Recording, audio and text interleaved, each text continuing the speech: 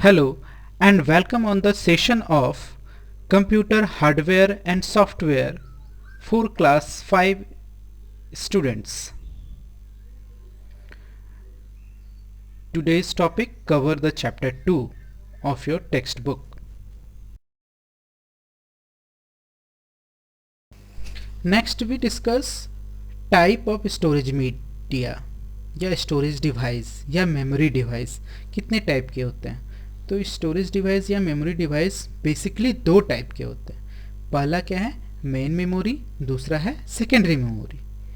इसे और भी नाम से हम लोग जानते हैं। मेन मेमोरी को हम लोग इंटरनल मेमोरी भी बोलते हैं और सेकेंडरी मेमोरी को हम लोग ऑक्सिलरी मेमोरी भी बोलते हैं। मेन मेमोरी के अंदर अब मेन मेमोरी दो टाइप के होते हैं, एक टेम्प्रोरी होता है रैम, एक परमानेंट होता है रोम। और सेकेंडरी मेमोरी बहुत सारे होते हैं, उसके एग्जांपल बहुत सारे हैं। ये हमेशा परमानेंट ही होता है, जैसे hard disk, CD, DVD, Blu-ray disk, pen drive, SD card etcetera.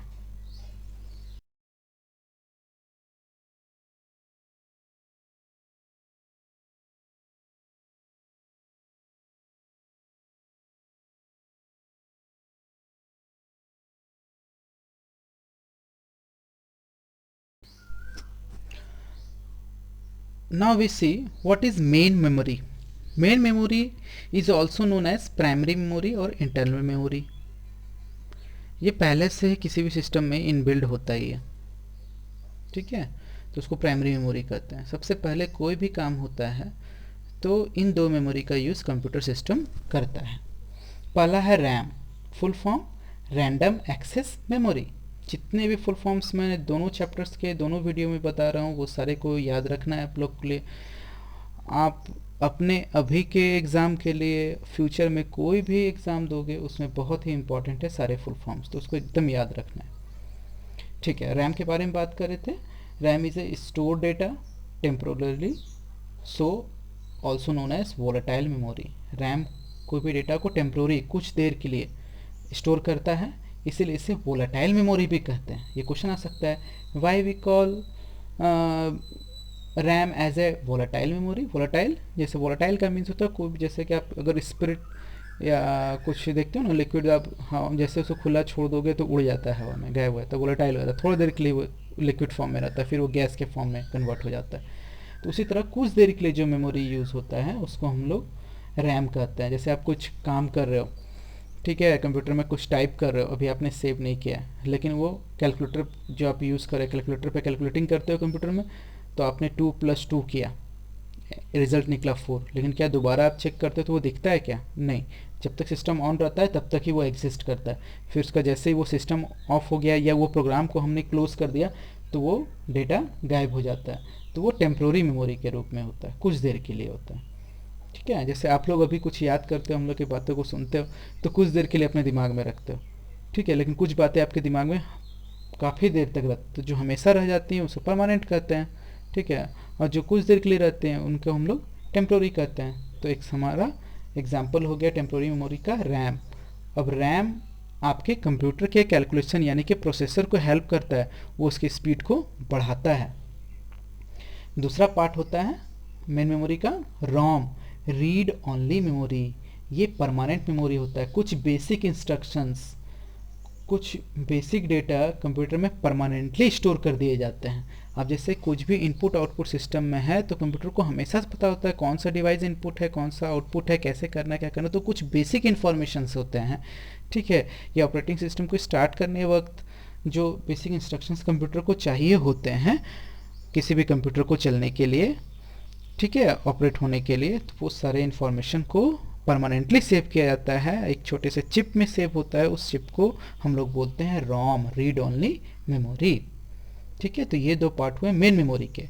अब हम बात करते हैं सेकेंडरी मेमोरी। सेकेंडरी मेमोरी, अब जैसे हम लोग कुछ भी याद करते हो, लिखते हो, पढ़ते हो, तो उसको याद करने के लिए क्या करते हैं, अपने नोटबुक में यूज सेव करके रखते हैं। तो हमारे लिए ब्रेन के बाद, हमारे अपने ब्रेन के बाद कुछ भी सेव करने का जैसे ज़रिया कॉपी में हो गया, नोटबुक में हो गया, तो हम लोग जो लिखे हैं वो हमारे लिए क्या हो गया, सेकेंडरी मेमोरी हो गया, सेकेंडरी स्टोरेज डिवाइस हो गया। परमानेंटली हम उसको रखना चाहते हैं तो उसी तरह कंप्यूटर में भी सेकेंडरी मेमोरी, जिसको हम लोग ऑक्सिलरी मेमोरी कहते हैं, वो क्या होता है, ये डेटा को परमानेंटली स्टोरेज करता है जब तक कि वो, परमानेंट का मतलब ये नहीं कि हमेशा के लिए ही हो गया, अब वो ख़राब हो गया, टूट गया, फूट गया, तो वो नहीं भैया। जब तक वो ठीक ठाक है, वर्किंग है, तब तक वो डेटा को स्टोर करके रखता है। स्विच ऑफ कर दो, स्विच ऑन कर दो कंप्यूटर को, जब उस किसी कंप्यूटर दूसरे कंप्यूटर में प्लग इन करो तो वो दिखेगा, वो इन्फॉर्मेशन अगर आपने सेव करके रखा है, उसको डिलीट नहीं किया है तो वो दिखेगा। ठीक है, तो उसको सेकेंडरी मेमोरी कहते हैं। तो सबसे कॉमन और सबसे इम्पॉर्टेंट जो मेरा है सेकेंडरी मेमोरी, वो है hard disk. It is secondary and magnetic storage device. ये एक मैग्नेटिक स्टोरेज डिवाइस है। ये मैग्नेटिक स्टोरेज क्या होता है, इसके बारे में आप लोग फर्दर क्लास में आगे, जब 5 क्लास से आगे जाओगे तब इसके बारे में पढ़ोगे। ठीक है, नेक्स्ट टॉपिक अब इसमें है क्या, और कौन कौन से है, तो आप लोग नॉर्मल नाम सुनते हो सीडी में, गाना सुनने के लिए, मूवी देखने के लिए हम लोग सीडी का नाम सुने हैं। सीडी का फुल फॉर्म क्या होता है, कॉम्पैक्ट डिस्क, डीवीडी यानी डिजिटल वर्सेटाइल डिस्क, एक ब्लू रे डिस्क होता है। ठीक है, फिर एक पेन ड्राइव होता है जो आप लोग नॉर्मली देखते हो, एसडी कार्ड मोबाइल में जो लगा होता है, वो सारे क्या है, मेरे सेकेंडरी स्टोरेज डिवाइसेस हैं।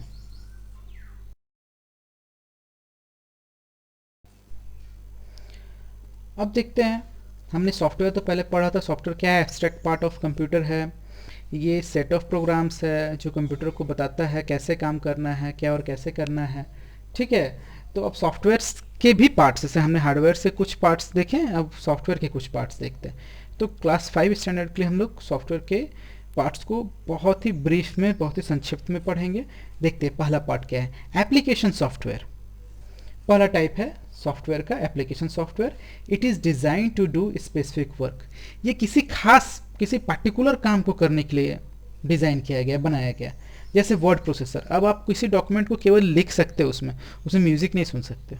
ठीक है, तो डॉक्यूमेंट को लिखना, टाइप करने के लिए, टाइप करके सेव करने के लिए हम लोग इसका यूज़ करते हैं, वर्ड प्रोसेसर का यूज़ करते हो। अब इसमें हम लोग इमेजेस इंसर्ट कर सकते हैं, लेकिन अगर आप नोट पैड का यूज़ करो तो केवल टेक्स्ट होता है, उसमें किसी तरह के ग्राफिक्स यानी फोटो पिक्चर को इंसर्ट नहीं कर सकते, तो वो केवल टेक्स्ट लिखने के काम आया। तो नोटपैड एक एग्जांपल हो गया, जिसके थ्रू हम लोग टेक्स्ट भी और ग्राफिक्स भी इंसर्ट करके रखते हैं, लेकिन टाइपिंग का काम हो सकता है, तो केवल वर्ड प्रोसेसर हो गया।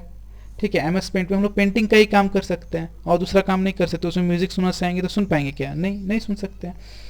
ठीक है, अब VLC में हम लोग मूवी देखते हैं या कोई गाना सुनते हैं, उसमें हम लोग चाहेंगे टाइप करेंगे, टाइप होता है क्या, नहीं होता। तो एक खास काम के लिए जिसको बनाया जाता है, वैसे सॉफ्टवेयर्स को जिसका एक पर्टिकुलर काम है, स्पेसिफिक काम है, उसको हम लोग किस कैटेगरी में रखते हैं, एप्लीकेशन सॉफ्टवेयर के कैटेगरी में रखते हैं। नेक्स्ट है system software. It is use to control the internal operation of computer system. अब क्या है, अब पूरे ये जो एप्लीकेशन सॉफ्टवेयर है, इसको सपोर्ट करने के लिए ये कैसे काम करे, या कंप्यूटर में जितने हार्डवेयर है वो कैसे काम करेंगे। ठीक है, कब इनपुट ले रहे हैं, कैसे प्रोसेस कर रहे हैं, ये सारे इंस्ट्रक्शंस के लिए जो कंप्यूटर सिस्टम को जो पूरे उसके कंट्रोल करता है। ठीक है, जो CPU को हेल्प करता है, ठीक है, कि कैसे काम करना है, क्या करना है, वो क्या कहलाता है, सिस्टम सॉफ्टवेयर्स। ठीक है, तो सिस्टम सॉफ्टवेयर्स का एग्जांपल्स मेरा क्या हो गया, ऑपरेटिंग सिस्टम, कोई भी ऑपरेटिंग सिस्टम हो सकता है। विंडोज़ 7 यूज़ करते हैं, विंडोज 10 यूज़ करते हैं, लिनक्स यूज़ करते हैं। लिनक्स एक एग्जांपल आपके स्कूल लैब में है, लिनक्स बॉस। ठीक है, एंड्रॉयड मोबाइल में हम लोग देखते हैं, तो एंड्रॉयड क्या है, ये सब ऑपरेटिंग सिस्टम है।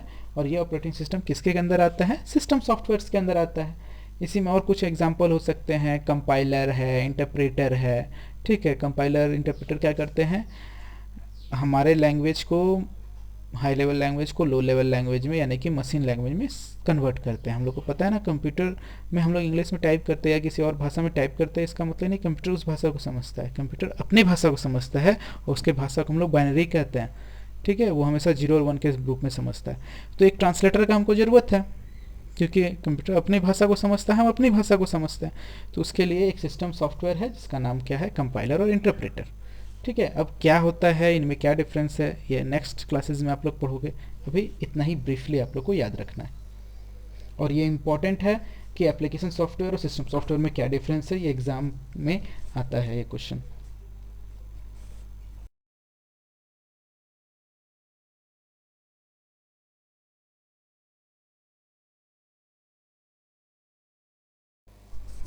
ठीक है, अब देखते हैं हम लोग कि आज ये चैप्टर 2 के एंड में हम लोगों ने क्या क्या चीज़ डिस्कस किया। हार्डवेयर और उसके टाइप्स कौन कौन से हैं, कुछ एग्जांपल्स हमने इंपॉर्टेंट हार्डवेयर्स का देखा, सॉफ्टवेयर और उसके टाइप्स क्या हैं, मेमोरी डिवाइसेस कौन कौन से हैं, उसके टाइप्स क्या हैं, फिर आपका एग्जांपल्स हमने हार्डवेयर का कुछ एग्जांपल्स देख लिया, कुछ सॉफ्टवेयर के एग्जांपल्स को हम लोगों ने देख लिया। ठीक है, तो इतना से आपका चैप्टर 2 कवर हो जाता है क्लास 5 के लिए। इसको आप लोगों को जो मैंने वीडियो में बनाया है इसको नोट करोगे, एक दो बार वीडियो बार बार देखोगे, आपको जहाँ समझ में नहीं आ रहा है फिर कुछ क्वेरीज होंगे आप मुझे सेंड करोगे। ठीक है, और याद करोगे, सबसे बड़ा ज़रूरी है, समझ जाना है लेकिन हमको उसको सिर्फ रैम में नहीं रखना है, टेम्पोररी मेमोरी में नहीं रखना है, उसको परमानेंट भी बनाना है, तो उसको लिखना भी है, याद करके लिखोगे भी। और बुक के एक्सरसाइज को आप सॉल्व करो, आपके इस वीडियो से आपके बुक के सारे एक्सरसाइज सॉल्व हो जाएंगे। Thank you student and keep learning.